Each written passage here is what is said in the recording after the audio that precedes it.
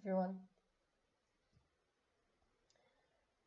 From the moment we incarnate on planet Earth, and even already when we're inside of the womb of our mother, the energy of the matrix where we live in already starts penetrating our consciousness. So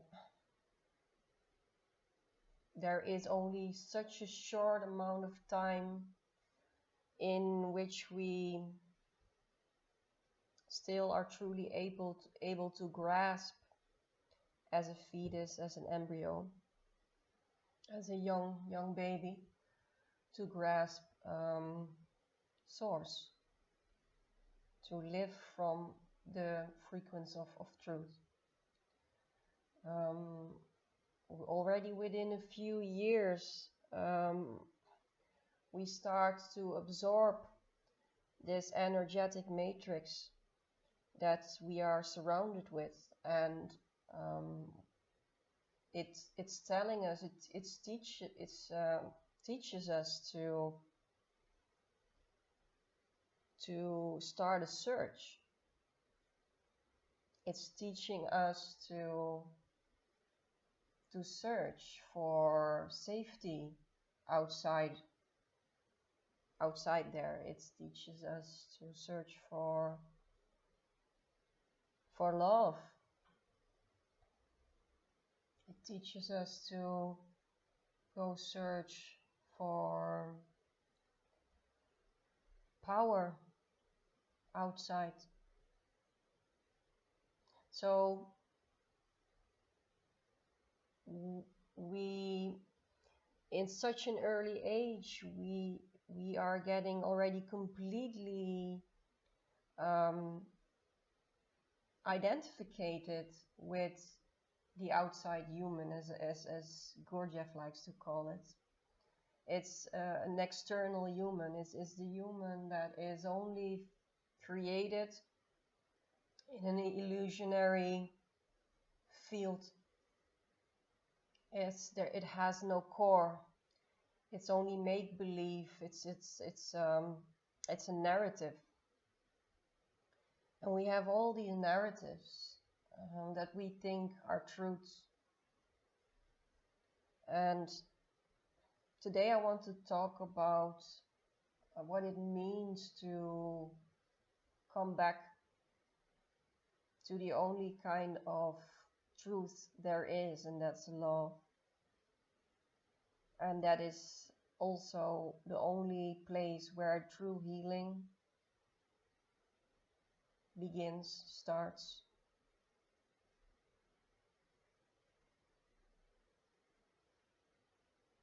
I recognize I have been searching for recognition, for love, for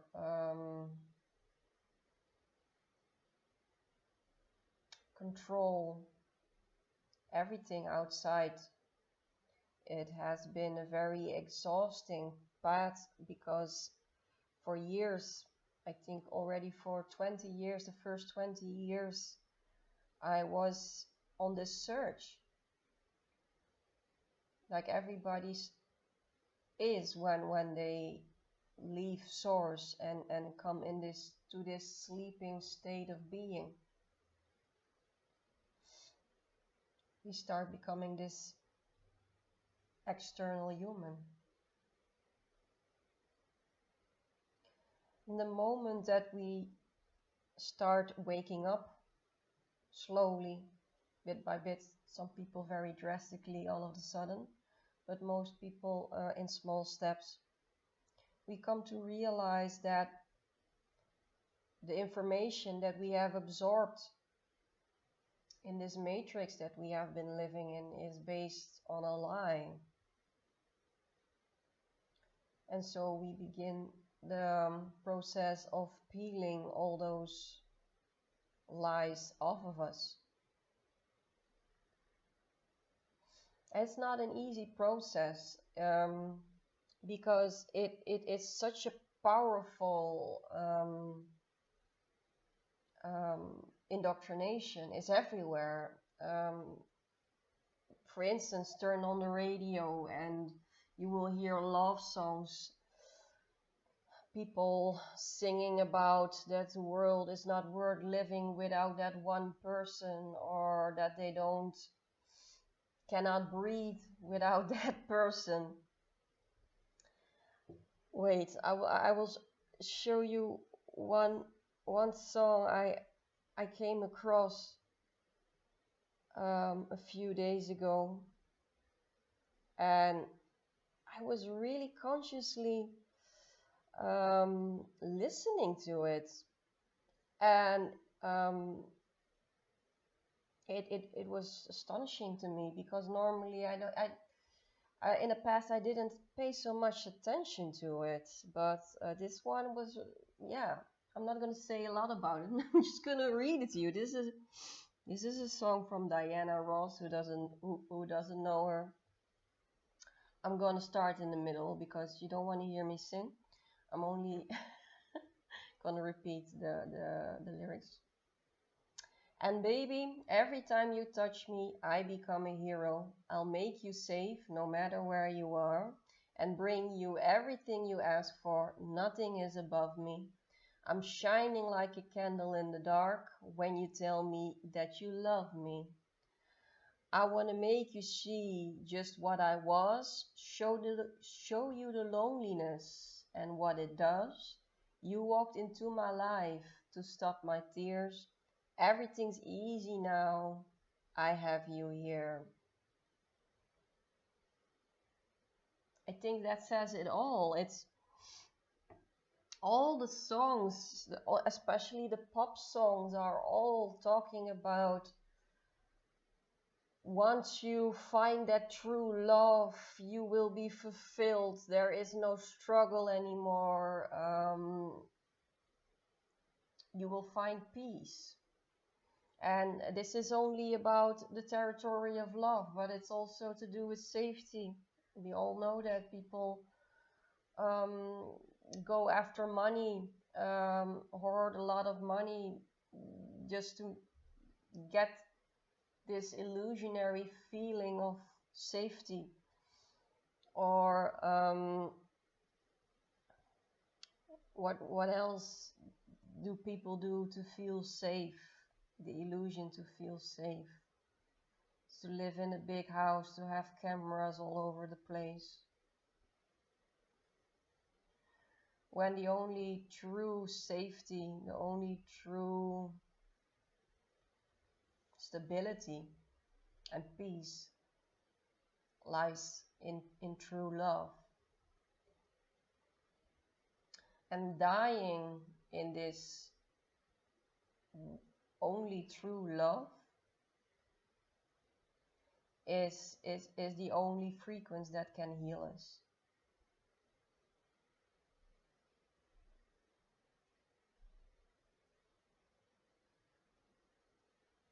And the mind is so much programmed to, I talk about this a lot, to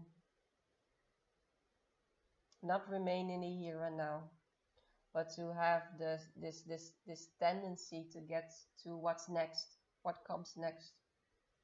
In other words, what's next to fill up my emptiness, what's next to numb the pain of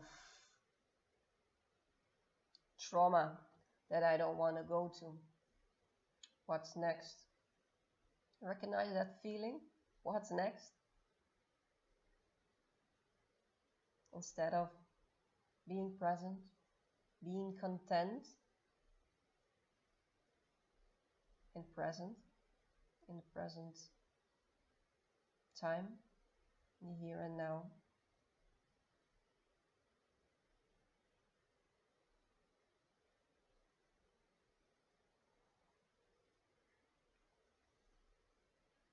I hear a lot of people in my surroundings talk about their grief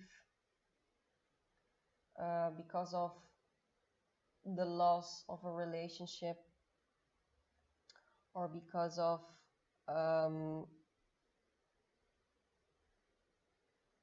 love not working out. And the moment that they come back to themselves, living with themselves, they don't feel whole.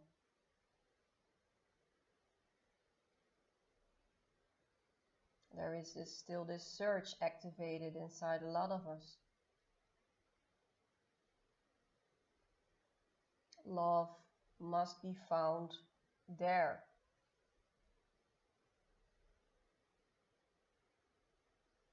And there are only a handful of us that break through this energetic matrix and alchemize this illusion. And this means it goes along with severe pain and suffering. It already starts with loss.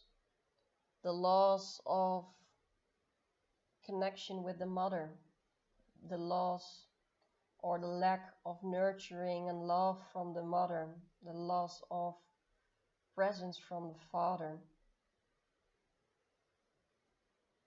And most of us don't want to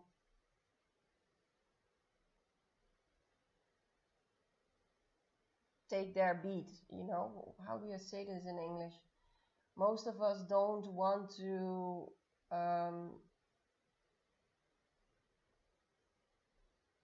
accept that this is something that they're never gonna get. It is a past station. The lack of love, the lack of connection that we experienced as children, we're never going to able to fill that up in the here and now. This is the whole point of coming to planet Earth. We're supposed to get broken. We are supposed to break our hearts very deeply.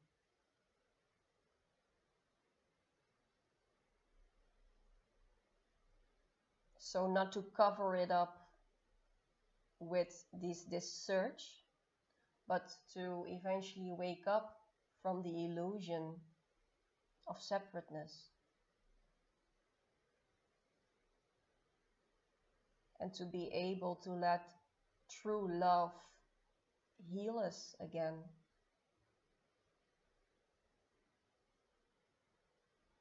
And is this an easy path? No, it isn't. It's not. Because the ego will come across depression, anxiety, neurosis, a lot of friction, loneliness. The ego will give you the whole palette of separatedness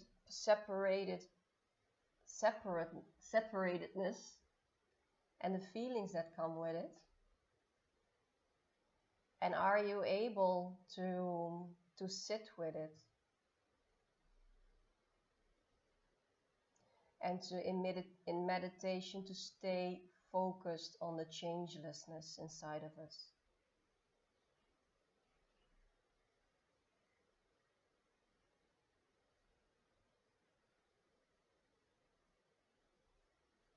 Sit with the pain, sit with the defeat. That's the word I was looking for. Are we ready to take our defeat? And then what I mean is the ego. That it's not going to win. If we want to truly want to wake up, the ego has to take its defeat. It's not going to win.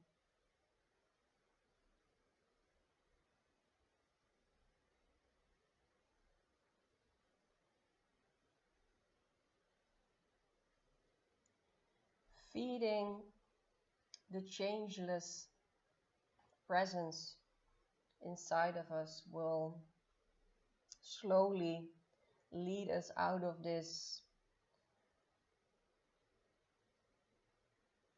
graveyard of destruction and lifelessness.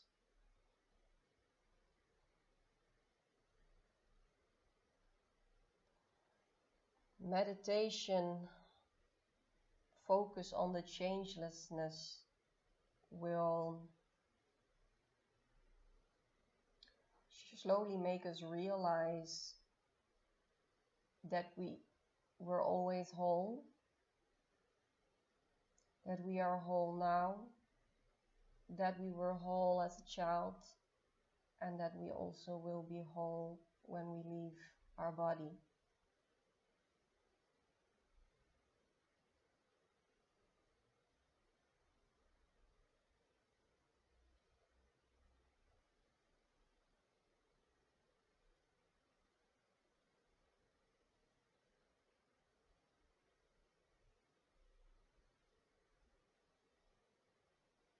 And I cannot repeat this enough. I feel and I see around me a lot of people walking the spiritual path, but also people on social media who post videos about spirituality, who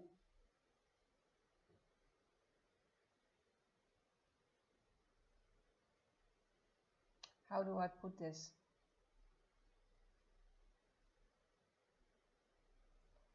Who are still identified with a character. Maybe this time it's a spiritual character and it maybe looks more evolved, more awake. But to truly, truly wake up and let true love break you is to go through deep, deep, deep seated emotions. I'm not afraid to show you my vulnerability. In fact, I think it's crucial in this time that people who are able to connect with their core feelings, these raw, vulnerable feelings, show everyone what it's about to wake up. Waking up isn't a pretty, angelic, rosy energy. I talk about this a lot. Are you able to let rage, anger, even hate, grief, existential fear run through your body and get out of the way?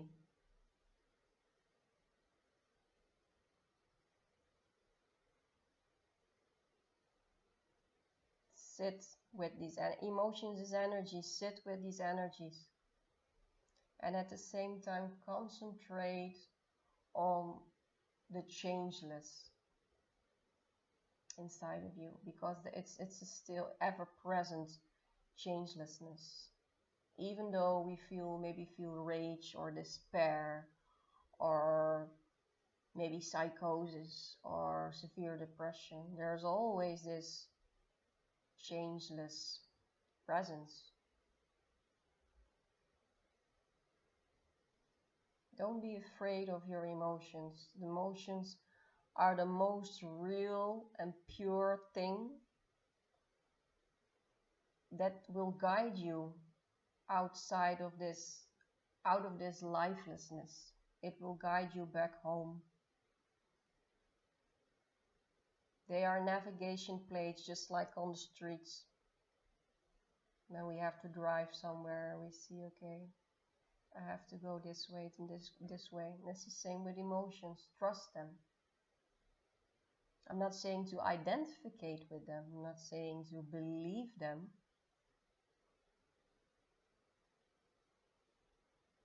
But they are about the only navigation you will have to get out of this illusionary matrix.